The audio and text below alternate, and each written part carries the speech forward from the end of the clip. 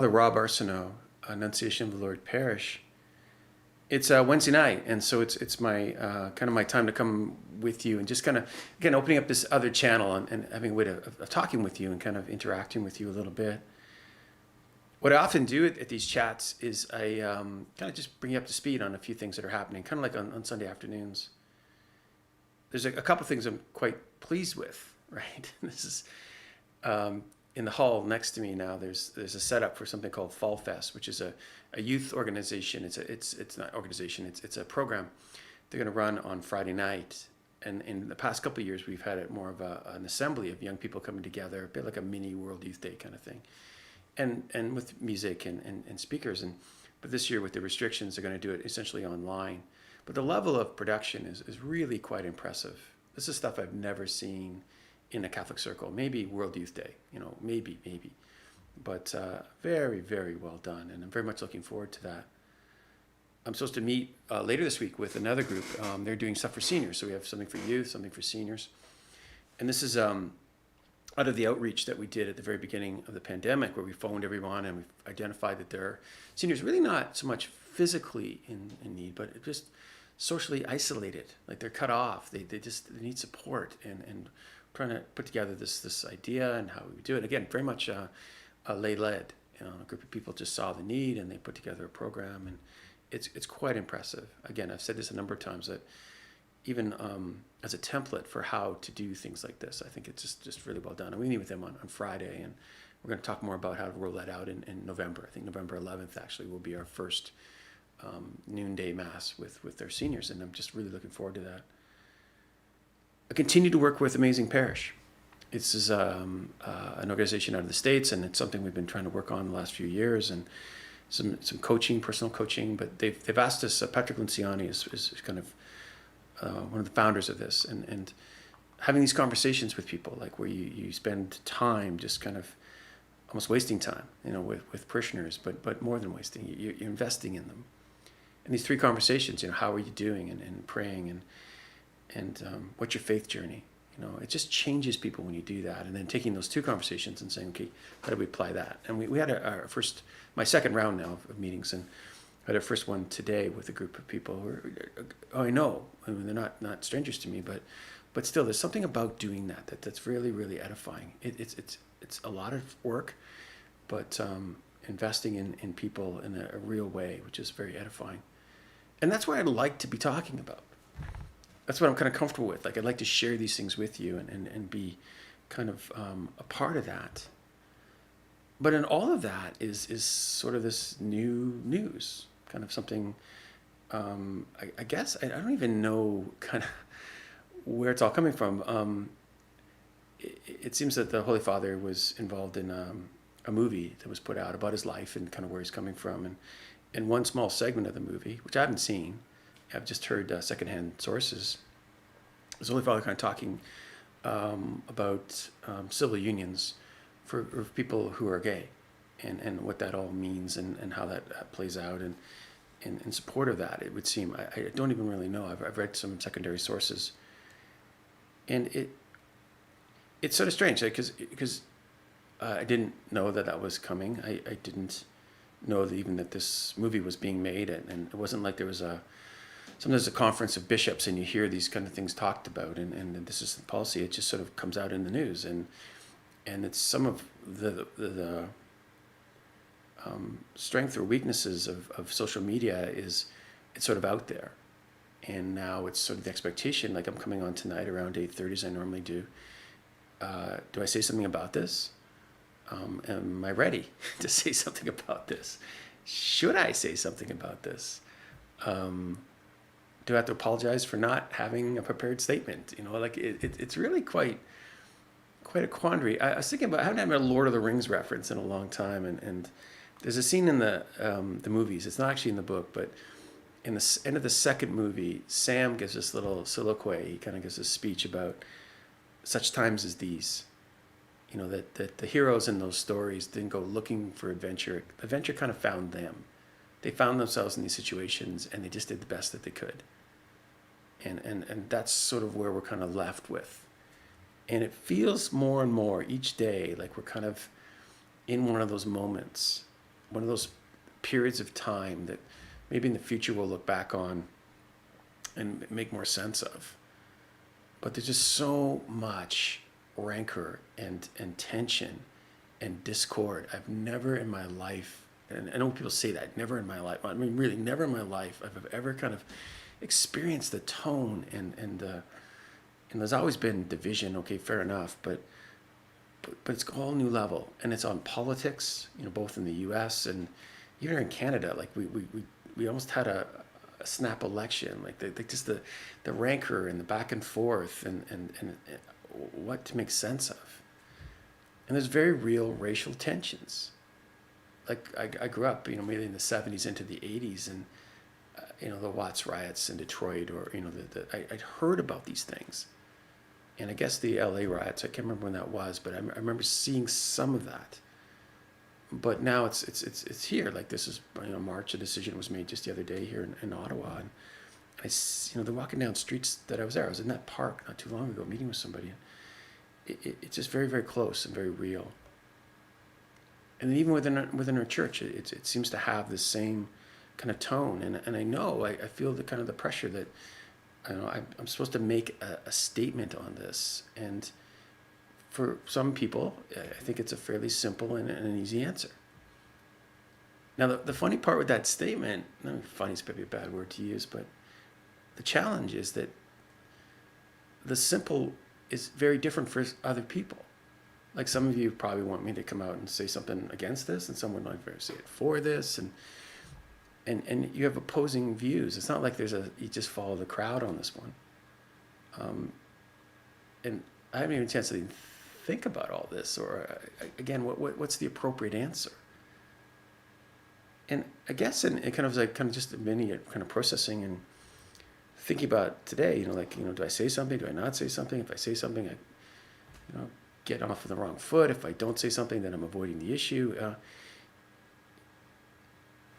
This is not a doctrinal change per se. It's the Holy Father giving his opinion or his preference. And I guess popes are allowed to have their own preferences and opinions. We've been more used to them kind of keeping them to themselves, or not necessarily just kind of off the cuff kind of statements like this. And though it doesn't necessarily change anything, I think it does sort of signal sort of a different tact or a different approach, well and good. Popes get to do that, I guess. But there's a principle that I think we've worked around here, we're trying to implement. There's nothing more demoralizing for a leader than to find out about something the same time as everybody else. When these things happen, like all the oxygen gets pulled into these other events, or maybe into this event. I'd like to talk to you about this youth program. I think it's amazing. I'd like to talk to you more about the seniors programming. That I can do something about. I'd like to talk to you more about Amazing Parish and the 3 conversations and how that potentially I think could change the culture of our parish for the better. I'd like to talk more about how do we open up more, even in these challenging times of pandemic. I'd like to get more people in the building. That's the things that I want to put my energy and time into. I don't know if I have a simple, easy answer for you. I don't think it's there, and I don't think I have to apologize because I didn't have something probably in writing waiting to go. Like it just is what it is. It is what it is.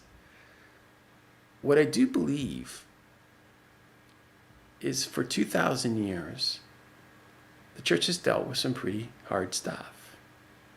There's been division and betrayal. There's been persecution. There's been war and famine, disease. And somehow we got through all of that.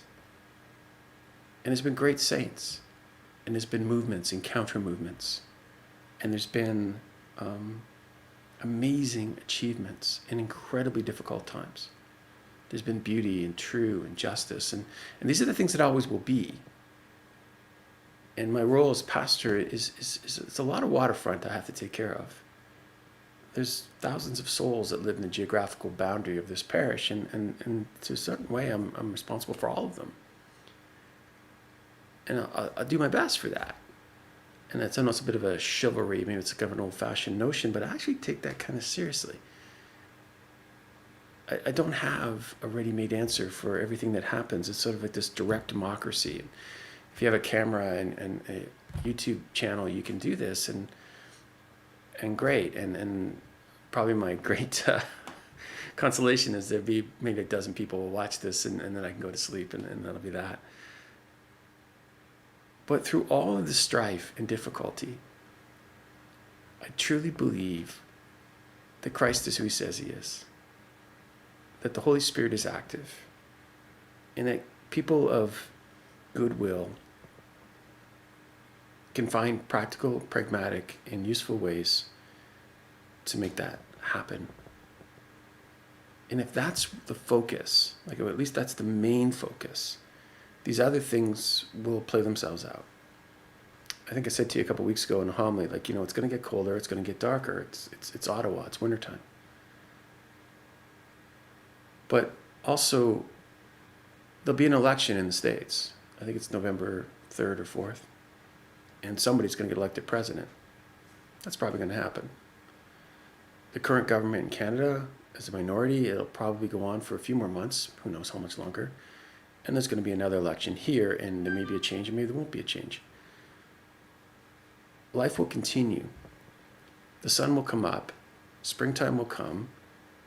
This pandemic is either going to play itself out, or we're going to come up with a vaccine that's reasonably effective and safe, and we will have some kind of new normal on the backside of this. And we're going to have to figure that out.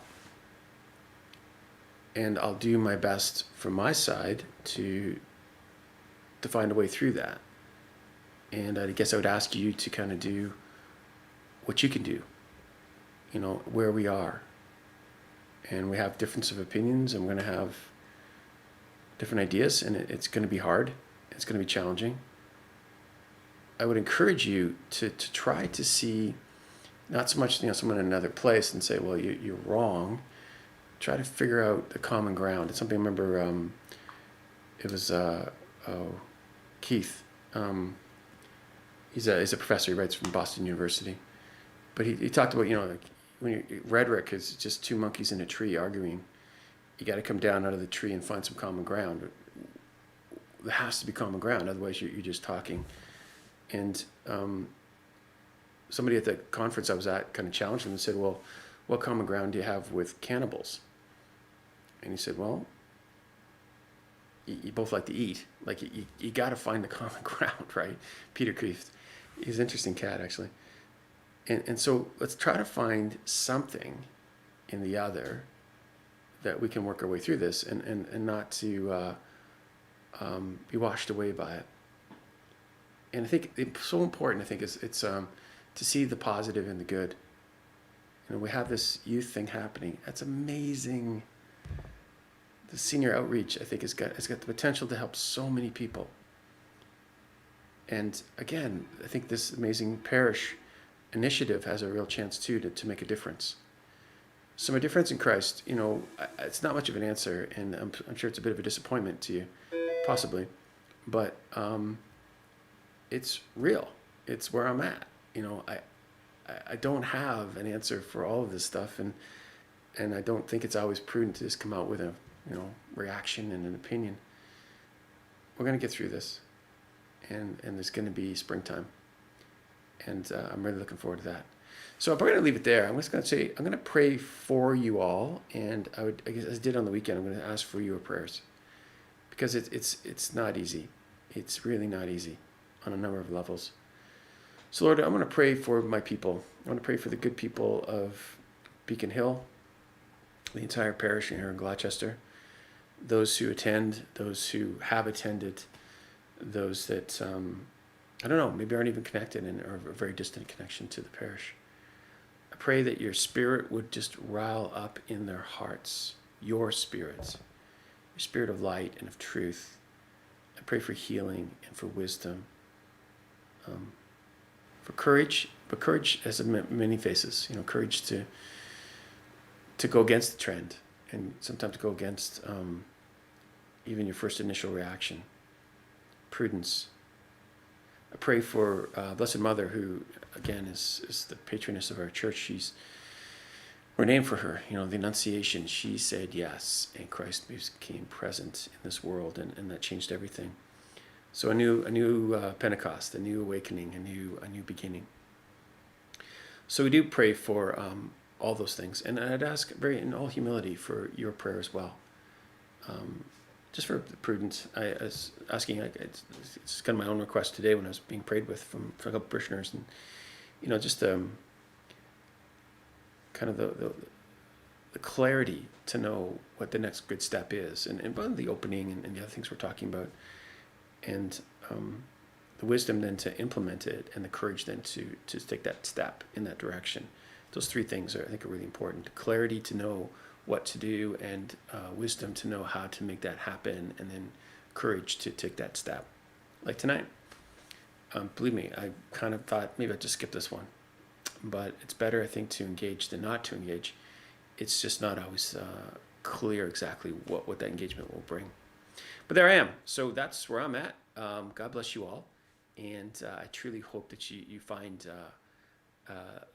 that way as well. And be interested to hear your thoughts. And let's keep focusing on Christ as the one who does what he says he can do. So I'm going to leave it there. And